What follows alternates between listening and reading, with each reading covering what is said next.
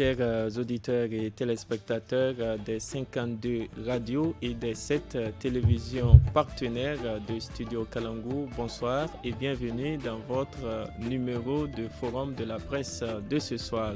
Le rendez-vous de décryptage des faits saillants ayant marqué l'actualité de la semaine qui s'achève avec nos confrères de la presse ici à Niamey. Et au menu de ce forum de la presse pour ce soir, nous parlerons d'abord du retour progressif au Bercail des pèlerins nigériens du Hajj en Arabie Saoudite par vol charter. Ensuite, nous analyserons les résultats globaux définitifs de la session 2022 du brevet d'études du premier cycle BEPC. Le taux de réussite pour cette année 2022 au BEPC est de 27,18%. Le forum de la presse de ce soir va aussi s'intéresser à la demande de pardon de l'ancien président du Burkina Faso, Blaise Compaoré. Enfin, nous terminerons avec cette tournée du président français Emmanuel Macron sur le continent africain. Cette visite concerne 3 pays, à savoir le Cameroun, le Bénin et la Guinée-Bissau.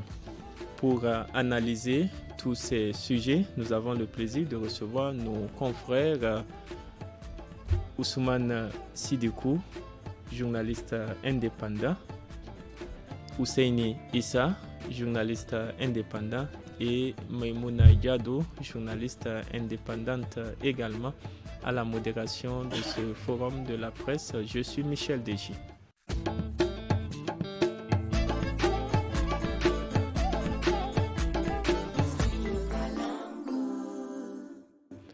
Débutons le forum de la presse de ce soir par le retour au pays des pèlerins nigériens du Hajj qui se poursuit après l'arrivée du premier vol charter le vendredi 22 juillet dernier. Les rotations sont programmées du 21 au 2 août 2022, précise le commissariat à l'organisation du Hajj et de la Oumra, Koho. Ousmane Sidikou, ces pèlerins qui reviennent sont-ils contents de l'organisation du Hajj 2022?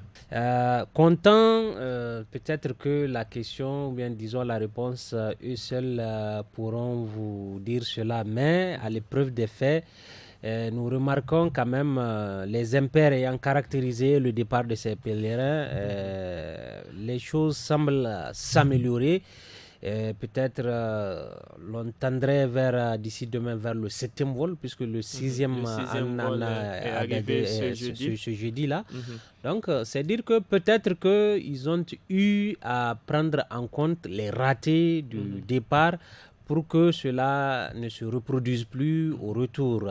L'un dans l'autre, moi je pense qu'après le retour définitif, c'est-à-dire de tous les pèlerins au Bercail, il faudrait véritablement que l'on crée le cadre, parce que ça n'est de trop qu'à chaque départ, ce sont les mêmes impairs, les mêmes travers ayant caractérisé. Donc pourquoi ne pas créer le cadre pour que ces pèlerins-là qui ont déboursé ne puissent plus revivre le calvaire auquel ils ont l'habitude de faire face.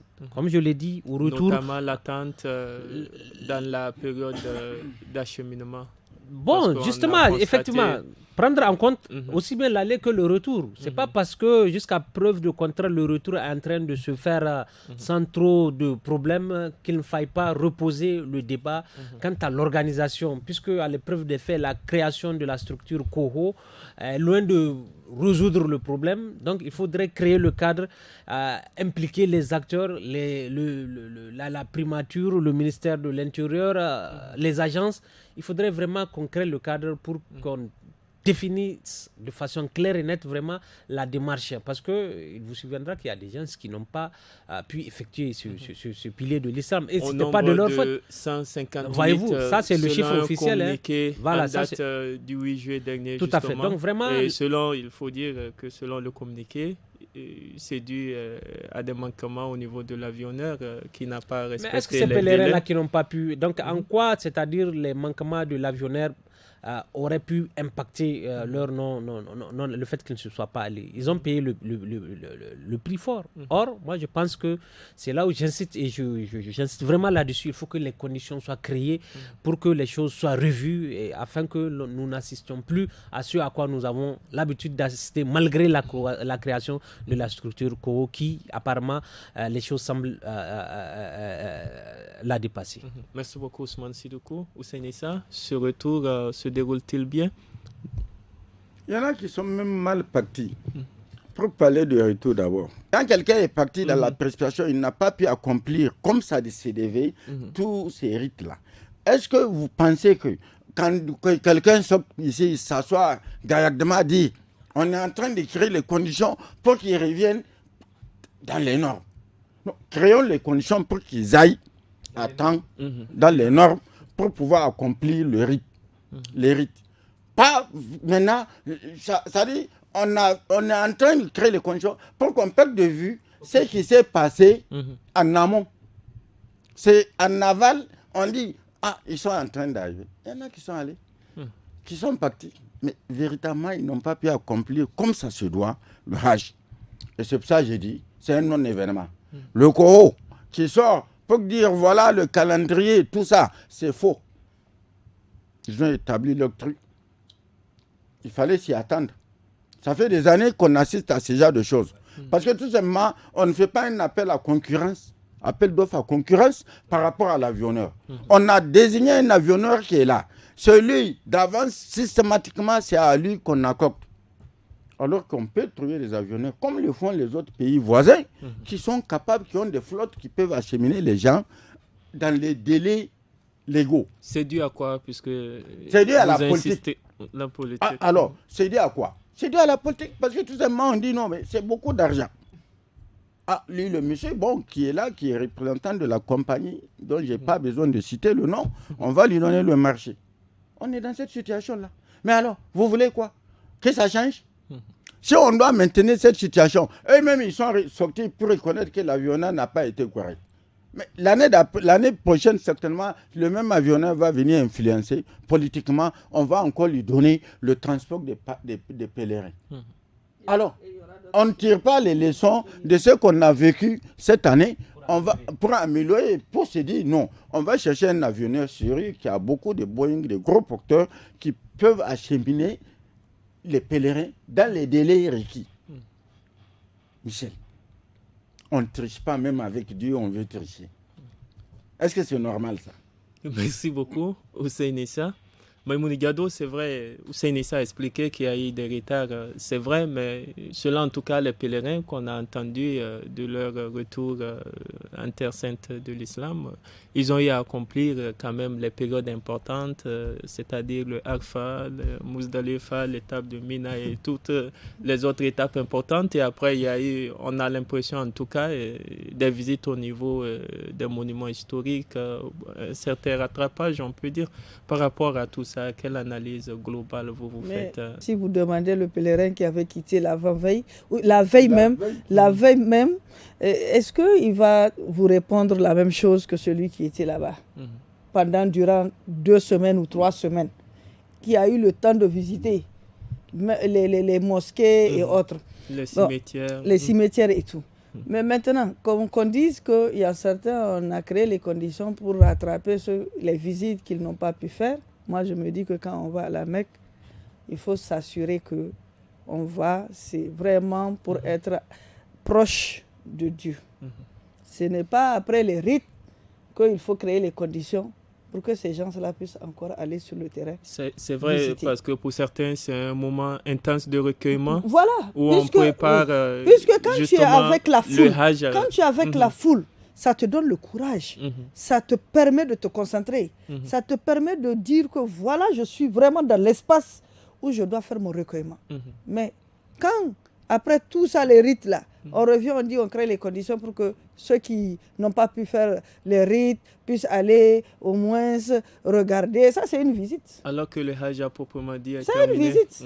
Et moi, je ne comprends pas. Parce que j'ai vu dans le communiqué du Coho, on dit non, l'avionneur, maintenant, il décide que le retour des pèlerins va s'effectuer dans les normes. Mais pourquoi, à l'aller, il n'a pas pris ces mesures-là pour que tous les pèlerins soient acheminés à temps? Est-ce que vous êtes optimiste par rapport à cette date du 2 août Mais ils vont donnée les faire amener. Ils par le vont les faire amener. Quand vous parlez aussi avec un pays. Le retour des Nigériens doit se faire entre l'espace le 21 et le 2 août, c'est ça? Mais sur les visas, parfois, il y a des marges pour que justement on ne puisse pas dépasser le temps permis. Mais moi, je suis sûr qu'ils vont les faire ramener parce que ça, c'est le retour. Ça ne pose pas problème. Mais c'est à l'aller que ça pose problème. D'autant plus que Memouna, il faut que tu complétes. D'autant plus qu'il n'y a pas de pression sur l'avionneur maintenant. Voilà.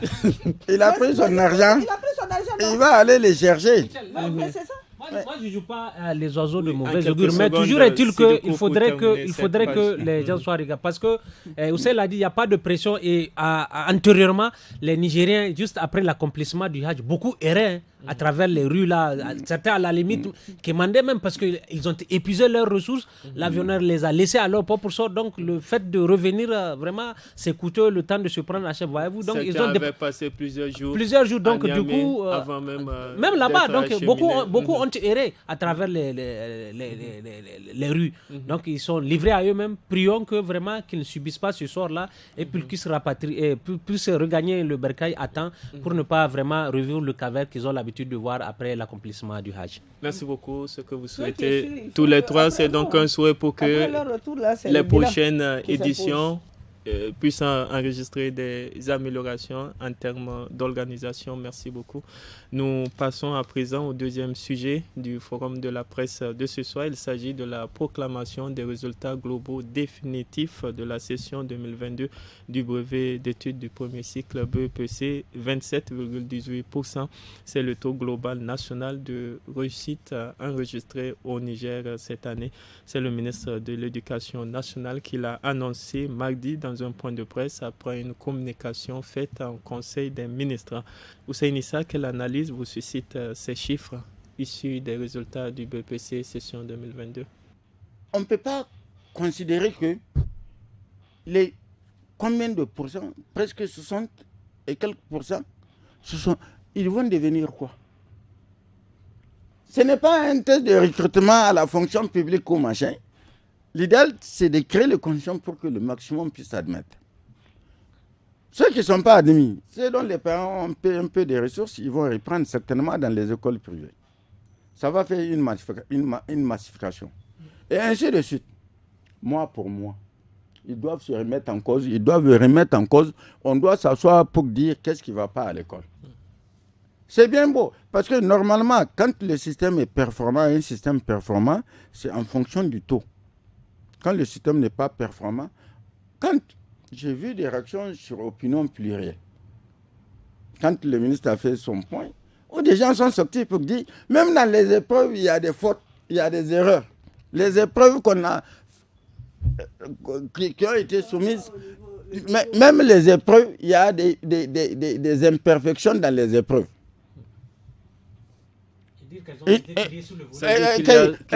Ça veut dire que ceux qui ont soumis ces épreuves-là, ils doivent être sanctionnés. Ils doivent être sanctionnés. Parce que tout simplement, on ne peut pas comprendre que quelqu'un... Parce que tout simplement, on a fait de l'école aussi un fonds de commerce.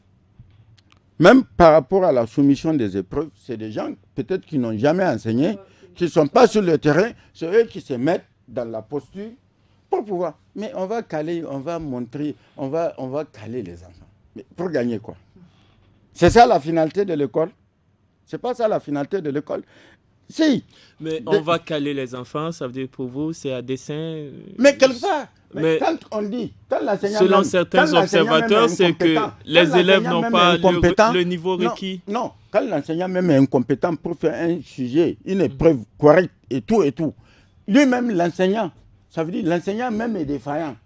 Mais alors, pourquoi on va juger l'enfant parce qu'il n'étudie pas? d'abord, il faut juger l'enseignant.